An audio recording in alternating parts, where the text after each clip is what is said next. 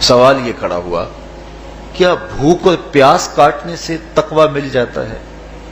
تو اس کو سمجھنے کے لیے ایک مختصر تمہید سمجھنا ہوگی، اور وہ یہ کہ ہمارے دو دشمن ہیں جو ہمیں جادہ مستقیم سے ہٹانے کے لیے دن رات کوشاں ہیں، ایک شیطان اور دوسرا نفس۔ یہ دو دشمن ہیں جو ہماری متاع عمل، ہمارا خلوص، ہماری للہیت، ہمارا باطن لوٹنے کے لیے ہر وقت مستعد اور فعال رہتے ہیں۔ اب ان دو دشمنوں سے ہمارے تنہا ناتواں وجود کا مقابلہ ہے، اور ان میں سے جو بڑا دشمن ہے وہ نفس ہے، کیونکہ شیطان نے جب انکار سجدہ کیا تو ہم تو یہ کہتے ہیں کہ ہمیں شیطان نے بہکا دیا، لیکن شیطان نے جب انکار سجدہ کیا اور خود بہک گیا تو اس وقت کوئی دوسرا شیطان تو نہیں تھا جس نے شیطان کو بہکایا، وہ نفس تھا جس نے شیطان کو شیطان بنایا۔ اس نے اندر سے کہا انا خیر منہ، میں بہتر ہوں۔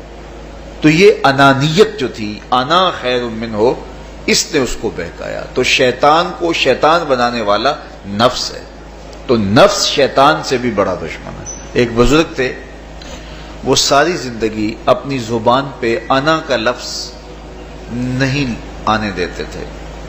اس مفہوم کو بیان کرنا ہوتا تو وہ الفاظ دیگر بیان کرتے، میں کا لفظ، انا کا لفظ وہ اپنی زبان پہ ساری زندگی انہوں نے جاری ہی نہیں ہونے دیا۔ کہتے تھے اس لفظ نے شیطان کا بیڑا غرق کر دیا، تو میں یہ لفظ زبان پہ آنے نہیں دوں گا۔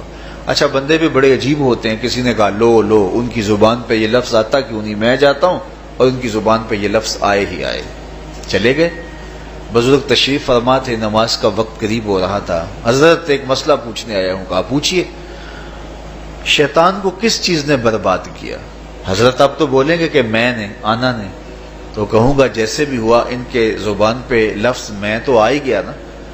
تو وہ بزرگ بھی بڑے سیانے تھے، اس کی نیت کا کھوٹ سمجھ گئے۔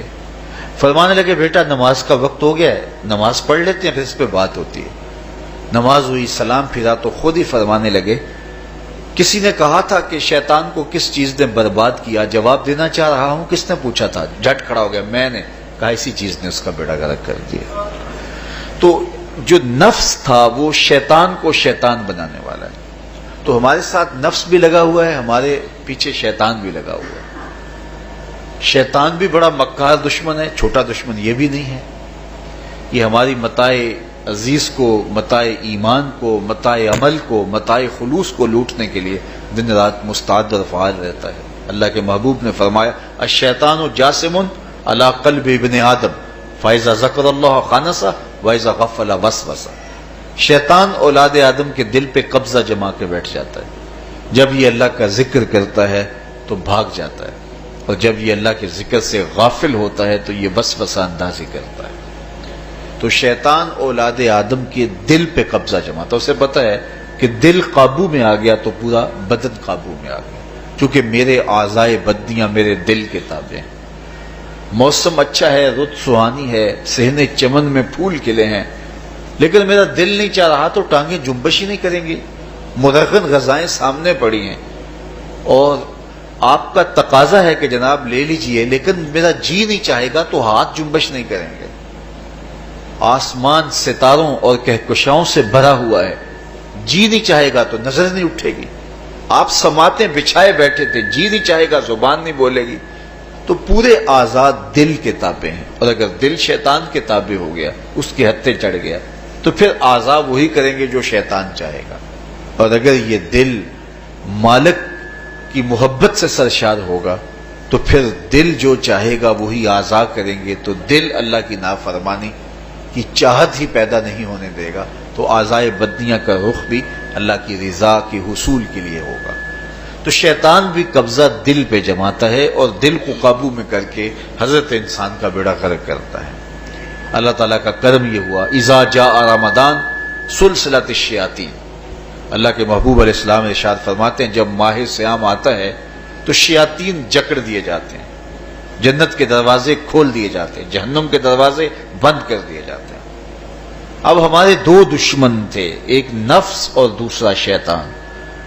دونوں کے مقابلے میں ناتواں اور کمزور جان کو مقابلے میں آنا پڑتا تھا.